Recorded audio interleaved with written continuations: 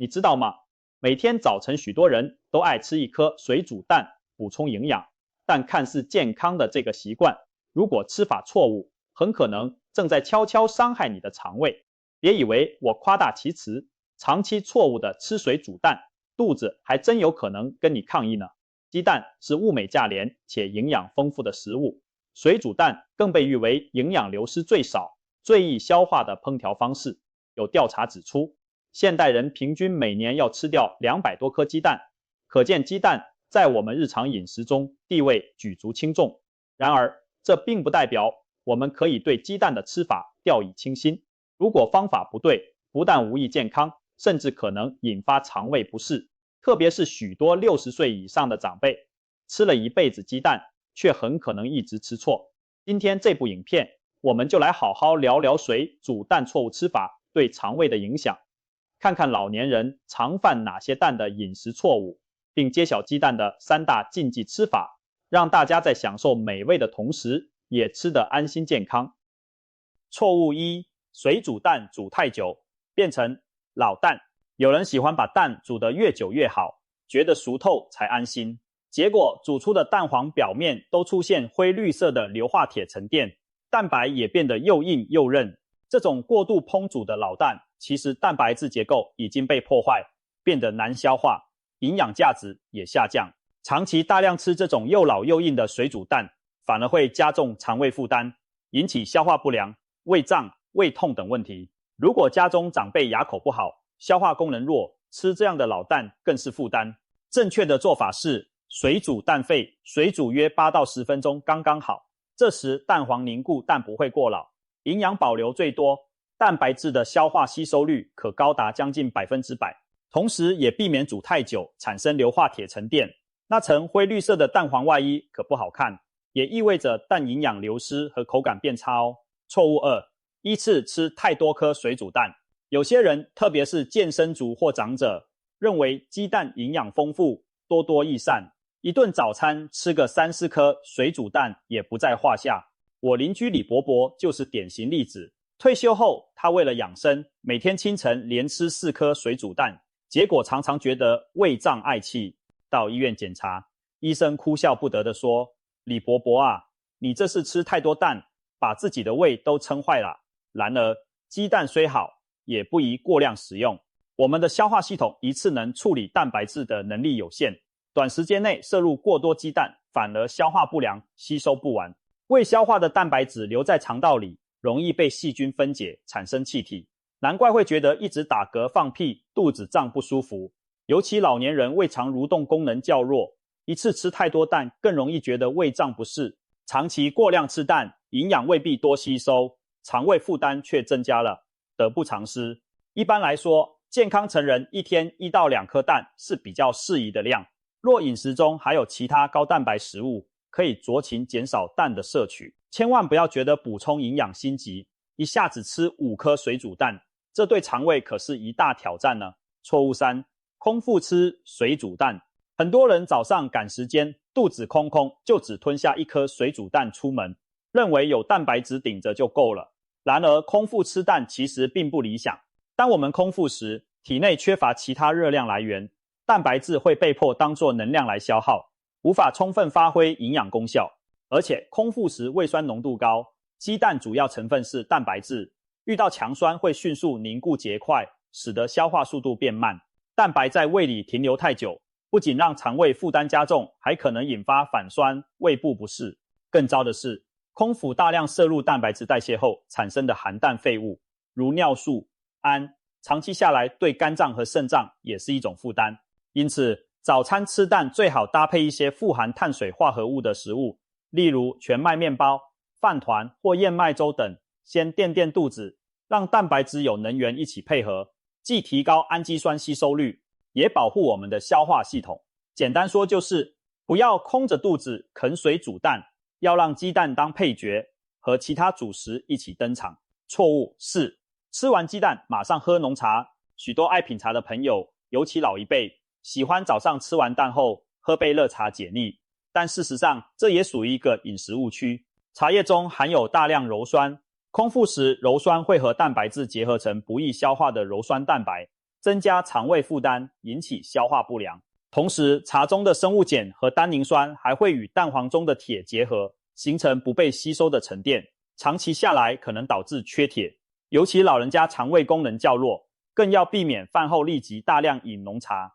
正确的方法是饭后先休息一阵再喝茶，或者用白开水漱口解腻就好。此外，白开水或温热的姜茶搭配水煮蛋，反而有助于消化呢。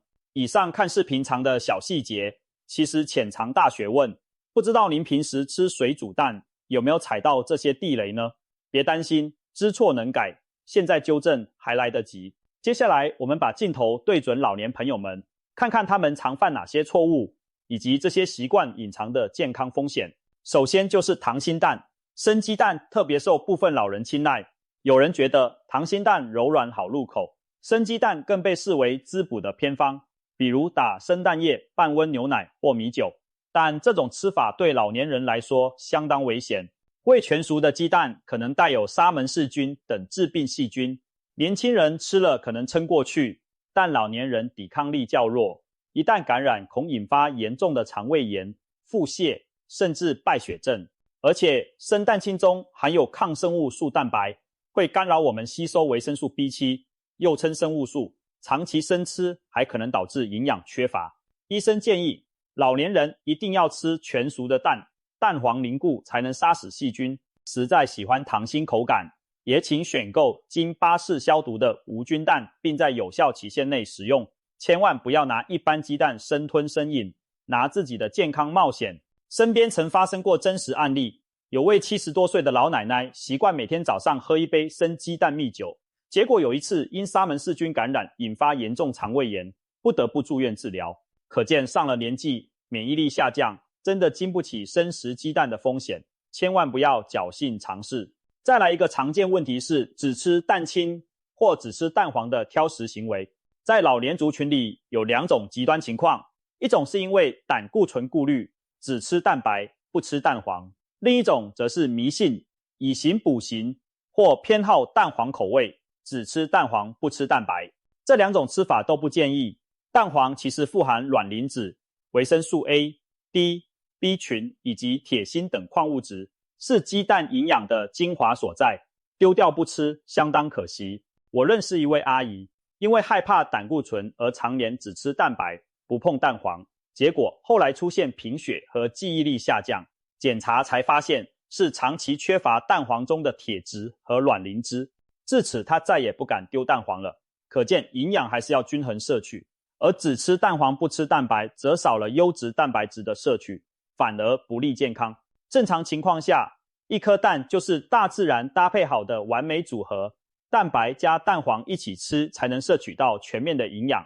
至于胆固醇偏高的长辈，也不必完全不吃蛋黄，其实每天一颗蛋黄对大多数人而言是安全的。与其把营养丰富的蛋黄扔掉，不如从调整烹调方式和总摄取量入手，例如避免油炸蛋，多用水煮或清蒸的方式，这样既控制胆固醇摄入，又能享用整颗蛋的营养。还有一个误区是以蛋代餐，忽略均衡饮食。不少长辈早餐图方便，只吃1-2颗水煮蛋了事，其他什么都不吃，长期下来可能导致营养不均衡。鸡蛋虽营养高，但它主要提供蛋白质和脂肪，缺乏碳水化合物、纤维和维生素 C 等。我们看到有些老人家只吃蛋，结果容易疲倦、便秘，甚至血糖不稳。正确做法是吃蛋的同时搭配其他食物，例如蔬菜、水果、全谷类和乳制品，形成均衡的一餐。譬如早餐来颗水煮蛋的同时，可以加一碗燕麦粥或全麦吐司，再配点生菜或水果。均衡的营养来源能互相搭配，帮助蛋白质更好的被利用，也避免只有蛋停留在胃里难消化。俗话说，早餐一颗蛋胜似补药一帖，但这得建立在饮食均衡的基础上才算数。如果光啃蛋不吃其他营养，那这颗蛋也无法发挥神奇效果。另外，老年人要注意鸡蛋的保存和新鲜度，有些节俭的长辈舍不得浪费食物，煮熟的蛋放好几天，甚至隔周再吃，这是很危险的。鸡蛋保存不当会滋生细菌，变质的鸡蛋吃了容易引起肠胃不适，甚至食物中毒。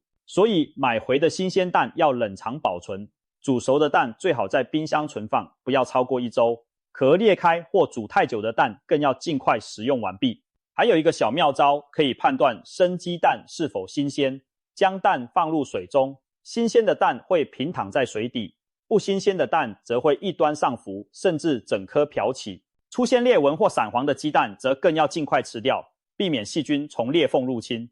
至于煮熟的蛋，建议冷藏保存，且最好在1周内吃完。时间放太久，口感变差不说，还可能滋生细菌。总之，鼻子灵敏一点，闻到蛋有异味就绝对不要吃。最后提醒长辈们一点，不要迷信土鸡蛋、红壳蛋一定更营养。市场上所谓的土鸡蛋价格较贵，号称营养更好，但科学检验显示，其实土鸡蛋与普通鸡蛋的营养差异并不明显。与其花大钱买号称神奇的鸡蛋，不如挑选新鲜度高、来源可靠的鸡蛋。只要新鲜卫生，即便是平价蛋，营养也一样不差。蛋的营养主要取决于饲料和新鲜度，而非鸡的品种或鸡蛋壳颜色。所以别花冤枉钱买昂贵的所谓营养蛋，正常新鲜鸡蛋就非常好了。更重要的是，吃法正确，比你选哪种鸡蛋更关键。鸡蛋营养虽好，但并非人人适用同样的吃法。以下几类人尤其要当心前面提到的那些错误吃法。首先，高胆固醇血症或心血管疾病风险高的人，要控制鸡蛋，尤其是蛋黄的摄取量。如果你的血液胆固醇数值已经偏高，建议每周蛋黄摄取控制在2到3颗以内，或遵照医生营养师的建议。事实上，近年国际营养指引已不再对一般人的饮食胆固醇严格设限，但对已有高胆固醇问题的人，仍然建议谨慎摄取蛋黄。简单来说，胆固醇高者不是不能吃蛋，而是要格外注意摄取总量和烹调方式，千万不要一边担心胆固醇，一边又吃蛋配培根油条，那当然对心血管不好啦。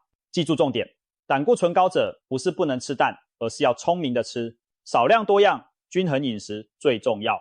肠胃功能较弱或有消化道疾病的人，也要注意吃蛋方式，比如有胃炎、胃溃疡或胃食管逆流的朋友，适合吃水煮蛋、蒸蛋这类低油、质地软嫩的料理，因为比较温和好消化，不会刺激胃酸大量分泌。相反地，煎蛋、炒蛋这类高油脂的做法，会延长食物在胃中的滞留时间，让胃酸分泌更多，更容易引发胃酸逆流或胃胀不适。所以胃不好的族群，尽量避免油煎荷包蛋、蛋炒饭这类油滋滋的蛋料理，改用清淡的水煮蛋、蒸蛋或蛋花汤。另外，有些肠燥症患者对半熟蛋特别敏感，进食后容易腹胀、肠绞痛，这类人最好只吃全熟的蛋料理，既减少对肠胃的刺激，也能降低沙门氏菌污染的风险。有胆结石或胆囊炎的病人吃蛋黄则要特别小心，因为蛋黄富含脂肪，会刺激胆囊收缩，释放胆汁。对一般人来说，这是正常消化作用，但对有结石的人，可能导致结石卡在胆管，这会引发剧烈的右上腹绞痛，甚至造成胆囊发炎感染。所以，如果您有胆结石问题，建议少吃蛋黄，多吃蛋白。例如，可以1颗全蛋加多1颗蛋白来增加蛋白质摄取，同时把蛋黄控制在半颗或干脆不吃，这样既能补充营养，又降低胆囊负担。肝功能不佳或罹患肝病的人，吃蛋也需要适量，因为蛋白质代谢需要肝脏参与。如果肝脏受损，短时间摄入大量蛋白质会让肝脏负荷加重。另外，蛋黄高脂肪对某些严重肝病，如急性肝炎或肝硬化末期的患者可能不易代谢，所以肝不好的朋友可以吃蛋，但不要过量，每天半颗到1颗蛋黄已经足够。蛋白则可依照医嘱补充，毕竟蛋白质对修复肝细胞有帮助，只是要在可承受范围内。肾脏病患在吃蛋方面也要遵循医生给的蛋白质限量。鸡蛋的蛋白质属于优质高生物价，非常适合肾友补充营养。但如果已经在控制蛋白质饮食的人，就不能无限制吃蛋。不少洗肾患者会每天摄取一定量蛋白质来补身，但非透析的慢性肾衰患者可能需要严格限制。因此，肾脏不好的观众们务必咨询医师或营养师，了解自己一天能吃多少蛋，才能既获得营养又不会加重肾负担。另外，对蛋过敏的人群当然是要完全避免鸡蛋了。如果您或家人吃蛋后出现荨麻疹、喉咙肿痒，甚至呼吸困难等症状，那就属于蛋类过敏，千万别勉强，一切以自身安全为重。蛋的营养也可以从其他食物取得，不必硬吃。最后提醒一个特殊情况，产妇在刚生产完、身体虚弱时，不宜立刻暴吃鸡蛋进补。传统习俗坐月子常说产妇多吃鸡蛋补元气，但其实产后头几天消化能力较差，一下子吃多蛋反而吸收不了，还容易胀气。据说有的新手妈妈刚生完孩子就被长辈逼着一天吃好几颗红糖水煮蛋，结果不但没补身，反而撑得胃痛想吐。可见坐月子补身也要讲究方式，产后应该先吃流质或半流质饮食，如米粥、蛋花汤，等肠胃恢复后再逐渐增加蛋的摄取，这样才能真正把营养吃进身体里，而不是增加肠胃负担。说了这么多，很多人可能好奇，到底鸡蛋有哪些禁忌不能乱吃呢？下面我们要揭晓鸡蛋的3大禁忌吃法，这可不是无的放矢，而是有科学根据和前人经验的哦。禁忌1：鸡蛋与白糖同煮。我们邻居张奶奶就喜欢煮糖水荷包蛋当早餐甜汤，觉得滋补又可口。在某些地区也有这种拿鸡蛋煮糖水当补品的习惯。然而科学研究发现，鸡蛋和白糖一起高温烹煮时，蛋白质中的氨基酸会与糖分发生化学反应，生成一种叫果糖基赖氨酸的复合物。这种物质不易被人体吸收，等于把蛋白质原本的营养给抵消了。不仅如此，果糖基赖氨酸还可能有潜在的健康危害，例如它会干扰我们对氨基酸的正常吸收利用，从而降低鸡蛋中蛋白质的营养价值。此外，果糖基赖氨酸还可能引起人体血糖波动，对糖尿病患者等特定人群来说，更是需要避免这种搭配。因此，建议大家煮鸡蛋时不要加白糖一起煮。顺带一提，煮蛋时也不需要放味精调味，鸡蛋本身就富含天然鲜味，直接吃已经很美味，添加味精反而盖过蛋香，多此一举。如果想增加甜味，可以等蛋煮好盛出来后，淋一点蜂蜜或糖水调味，至少避免高温长时间的共同加热。如果家里有煮糖水蛋的习惯，现在就可以温柔地和长辈解释，这样的吃法可能好心做坏事哦。禁忌2：鸡蛋与生豆浆同食。很多人早餐喜欢豆浆配鸡蛋，觉得双蛋白组合更营养。尤其传统上有人会把生鸡蛋直接打进热豆浆里搅拌，企图做成豆浆蛋花。事实上，豆浆加鸡蛋并非黄金组合。未煮熟的豆浆中含有一种特殊物质叫胰蛋白酶抑制物，它会抑制人体消化蛋白质的胰蛋白酶功能。而鸡蛋清中也含有粘性蛋白，如果和未煮透的豆浆同时下肚，豆浆里的抑制物就会牢牢抓住鸡蛋中的蛋白质，导致我们无法顺利消化吸收这2样食物的营养。换句话说，一边喝豆浆一边啃鸡蛋，看似摄取很多蛋白质，其实有一部分营养白白浪费掉了。更糟的是，有些人为了省事，豆浆都没煮滚就冲蛋喝。生豆浆本身还含有皂素等抗营养成分，容易造成恶心、腹胀。不想肠胃不舒服又吸收不到营养的话，还是别让鸡蛋遇上没煮透的豆浆吧。正确做法是豆浆一定要煮沸煮熟，而且最好和吃蛋的时间错开，可以先喝豆浆，过半小时再吃蛋，或反过来，至少避免在胃里它们相逢，就能把各自的营养价值发挥出来。禁忌3：鸡蛋与兔肉同吃。可能有人疑惑，兔肉平常也不常吃啊，为什么会成为鸡蛋的禁忌搭档呢？其实这条禁忌源自中医食疗的经验。本草纲目明确记载，鸡蛋同兔肉实成泄痢，意思是说，兔肉和鸡蛋一起吃会引发严重腹泻。兔肉性味甘，寒酸冷，鸡蛋甘平微寒，两者都含有较高的生物活性物质，一起吃可能在肠胃中产生不良反应，刺激肠胃道引起腹泻。现代医学也认为，兔肉和鸡蛋都是高蛋白食物，一次摄入太多高蛋白，对某些肠胃敏感的人而言确实是负担。